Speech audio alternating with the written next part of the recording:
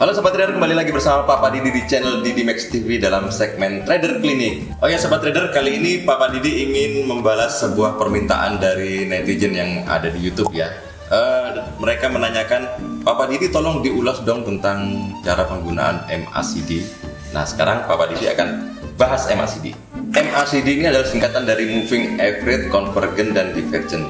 Jadi indikator ini diperkenalkan pertama kali oleh Garrett Appel di tahun 1979, dan dalam waktu singkat indikator MACD ini mendapat tanggapan yang sangat positif di kalangan para trader pada saat itu. Secara umum indikator MACD ini juga digunakan untuk satu, mengukur kekuatan tren yang terjadi pada saat itu, kemudian yang kedua itu untuk menentukan posisi open, kapan buy, kapan sell, itu juga bisa menggunakan MACD, dan juga untuk mengukur momentum pasar dan juga untuk mengetahui kondisi pasar sudah overbought atau oversold ya.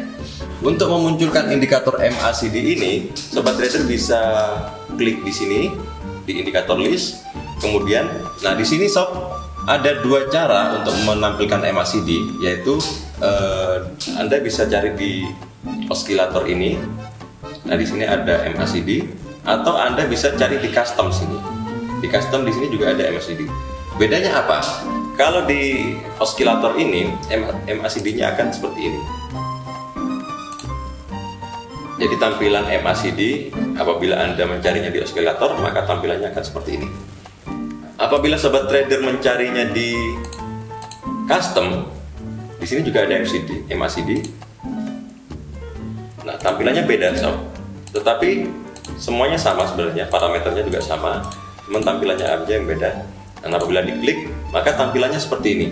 Jadi ini lebih jelas, lebih tebal garis-garisnya daripada MACD yang di oskilator tadi. Nah, sekarang Papa Didi pakai yang custom aja ya, karena ini lebih jelas untuk dilihat, jadi lebih enak. MACD ini tersusun dari 3 moving average. Yang pertama adalah exponential moving average 12, kemudian exponential moving average 26, dan simple moving average 9.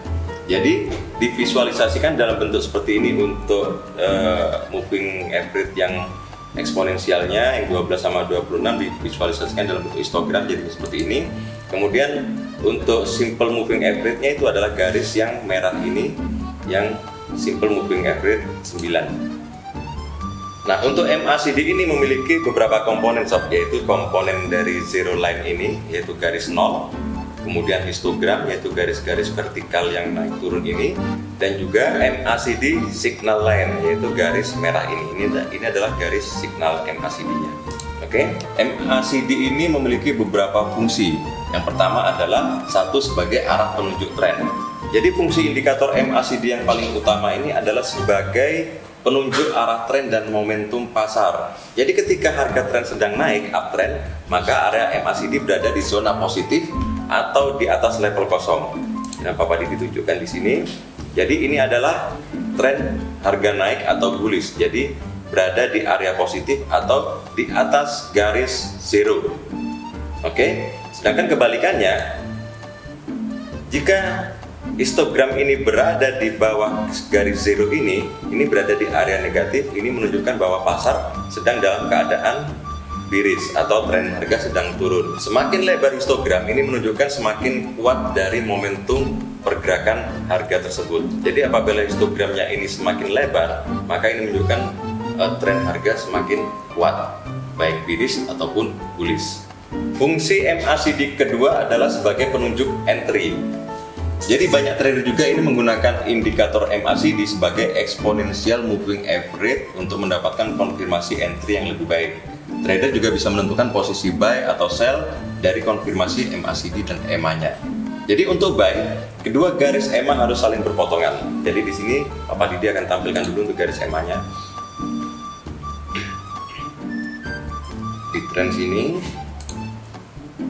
parameternya ambil yang 12, eksponensial, pakai biru nggak apa-apa, tampilkan di sini. Kemudian kita ambil lagi di sini moving average yang 26. Oke, ganti dengan garis merah. Nah, ini adalah exponential moving average 12 dan 26 sebagai bahan penyusun dari MACD ini.